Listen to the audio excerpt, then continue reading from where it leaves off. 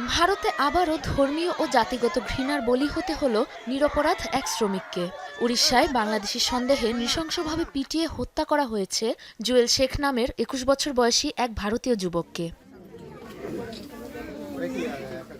পারিবারিক ও স্থানীয় সূত্রে জানা গেছে, পশ্চিমবঙ্গের মুর্শিদাবাদে থাকতেন জুয়েল। কাজের সন্ধানে সপ্তাহখানেক আগে চকবাহাদুরপুর এলাকা থেকে গিয়েছিলেন উড়িষ্যার সম্বলপুরে। সেখানে নির্মাণাধীন এক ভবনে শ্রমিক হিসেবে কাজও জুটিয়েছিলেন তিনি। বুধবার আচমকা তার ঘরে ঢুকে পড়ে স্থানীয় কিছু দুষ্কৃতিকারী। বাংলাদেশি সন্দেহে নির্মমভাবে তাকে মারধর শুরু করে তারা। হামলার শিকার হয়ে গুরুতর আহত হন জুয়েল শেখের সাথে থাকা আরও দুজন শ্রমিক। রান্নাবান্না করে খাওয়া দাওয়া করেছে। খাওয়া দাওয়ার পরে ওরা রুমে বসেছিল। ও আর ৫-৬ জন এসে ওরাকে মারধর করে।